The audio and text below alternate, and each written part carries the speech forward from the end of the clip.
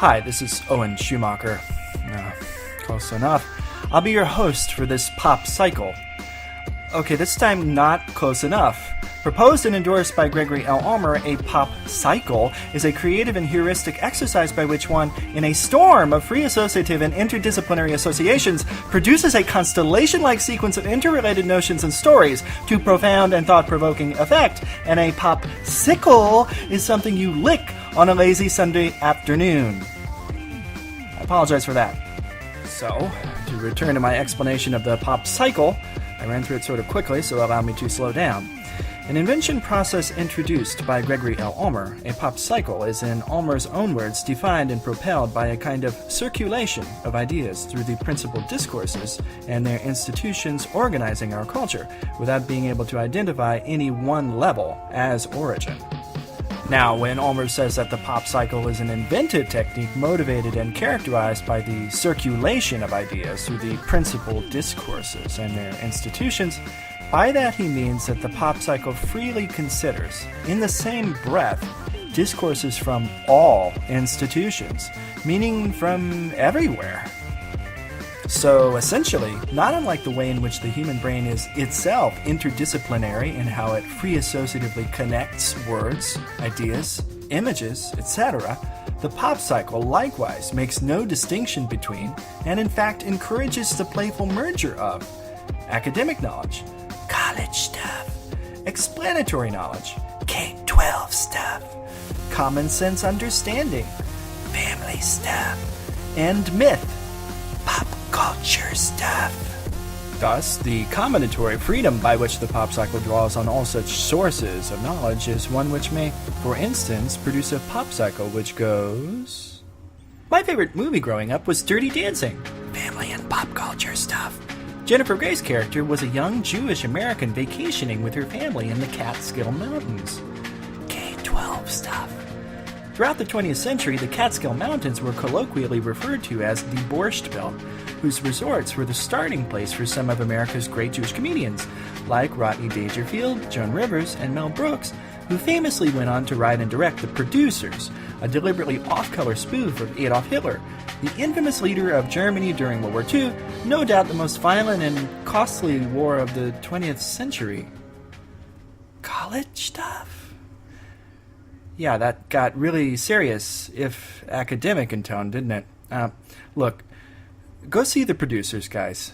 Mel Brooks actually gets us to laugh about one of the worst chapters in human history. Anyway, such is the hummingbird-like cross-pollination one finds in the electrate logic at work in a Popcycle. The private is merged with the public, the academic is merged with the conversational, and the serious is merged with the playful. And guess what? Your mind works that way too, and thus the Popcycle as an exercise may be, and probably should be, understood as a performance, a demonstration of how the mind synthesizes and forms meaning, be it by means sometimes rational and sometimes irrational, and yet always in that way inherent and distinct to the mind, and that is by connecting, and connecting. Always connecting. Did I mention connecting? Thus, with our survey as to the mechanics of the Popcycle now in place, allow me to present my own Popcycle, one which considers the tension between the scientific and the subjective, the real and the surreal, the physical and the metaphysical. So, without further ado, this is Owen Schumacher saying, What? I can't with this! Just roll it. Just roll it. When I was little, I loved to go to the arcade. To me, it was a place of wonder and imagination, even a choric place. Ironically, though, it took something material, something hard and objective, to gain entrance to the arcade and to its games. It took 25 cents, it took $0.25 to, by a practical and mechanical means, gain entrance to a world of subjectivity and perception, of awe and fantasy. Thus, this Popcycle was about that interchange, with an emphasis on change, as in coinage, currency, between the physical, the practical, the knowable, phenomena often thought of as pertaining to the domain of science, and the metaphysical, the not-so-practical, the vaguely knowable, By contrast, phenomena are often thought of as pertaining to the domain of the arts or philosophy. Look, a 25-cent piece is not just a quarter. It's also a 25-cents piece, as in of the senses, and transcendently so. You've heard of the sixth sense, but how much more than just dead people could you perceive, not just with a sixth sense, or a sixpence, but a 25th sense? Could you then experience perceptually, subjectively, empirically, that which modern science has not yet charted or known? If what I'm proposing to you is starting to sound unlikely or impractical, maybe it's time that you consider the possibility that the area of science and the area of the arts and philosophy are just two sides of the same coin. Put your quarter in and hit start. It's time to play a game. My dog's name is Thomas. He's named after my favorite saint, Saint Thomas. Some call Saint Thomas Doubting Thomas, because he was the one in the Gospels who was skeptical upon hearing that the other apostles and Mary Magdalene had met with the resurrected Christ, with Thomas somehow missing this event. So, wanting to experience such an encounter with Christ firsthand, Thomas said, and I'm quoting the King James Version, "Except I shall see in his hands the print of the nails, and put my finger into the print of the nails, and thrust my hand into his side, I will not believe." While this passage may be from a religious account of the Bible, and therefore likely thought of as opposed to science, here Thomas' thinking is ironically very scientific, and more specifically empirical, in that he aims to prove to himself, through first-hand sensorial experience, that Christ had returned from the dead.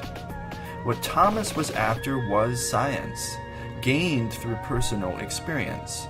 He wanted to personally know, personally see, and personally acquire knowledge by way of touch, sight, sense, maybe by all 25 of them.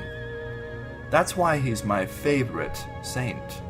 I say favorite, and that's a funny word, because it speaks, just as language speaks, as Martin Heidegger famously said, to my subjectivity, to my personhood, a topic which inevitably brings me to the ontological considerations, those deep metaphysical thoughts about one's perceptions and experiences as a thinking, feeling person, as put forth by Heidegger, who was a Nazi. How can I come to grips with that? How can I respect the writings of a known member of the Nazi Party? Like it or lump it, it's a fact, an observable, provable fact, as that for scientific, that Heidegger was a Nazi.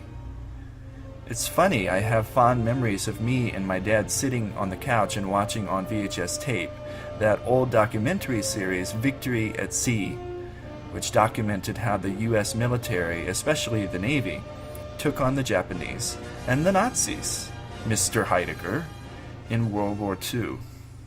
Of course, that wasn't the only fun thing I ever did with my dad, because he used to take me to the arcade. I didn't think this then, obviously, but the arcade, in hindsight, was actually a Derridian place, a place of multiple screens, untold possibilities, a limitless number of signifiers and signifieds with which to play, as Jacques Derrida might say, which is a fitting word, of course, because you play an arcade game inasmuch as Derrida encourages us to play with words, something I'm doing right now.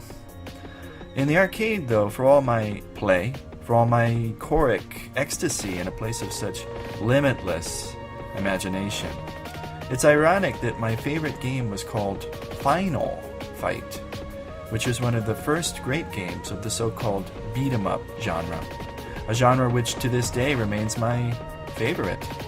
And there's that word again, favorite, which speaks to personhood, to being, that which is so subjective and non-objective. But the final in Final Fight is of course a word suggestive of an ending, termination. Final is a word of closure, of surcease. and therefore of teleology, which is the philosophical consideration of endings, the ends of a person, place, or thing.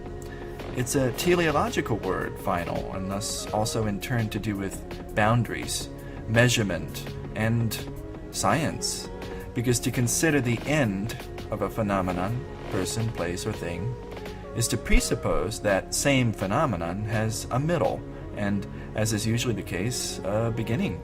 Even this Popcycle could be viewed in the teleological sense. After all, it has a beginning, middle, and final fight. Or would that be final truce rather than final fight? As while this Popcycle has sought to trace the interchange, the give and take, the punctuated moments of return fire and ceasefire between that which is scientific and practical and that which is subjective and perceptual, the truth is that these two forces actually need each other. In other words, the relationship between objectivity and subjectivity is comparable not to the one shared by the Axis and the Allies in World War II, but rather to one which aligns objectivity and subjectivity as allies on a single axis, as in a car's axle, whose two wheels need to work concurrently, even if they're at opposing sides. So, in closing, when it comes to the objective and the provable in light of the subjective and the experiential, I'll concede that the hard fact remains that every insert coin, every press start, has a game over. But the question, that interrogative expression of one's subjectivity, then becomes, do you have the sense to play again? This is Owen Schumacher saying, could you spare a quarter? Not Owen Wilson this time, good job.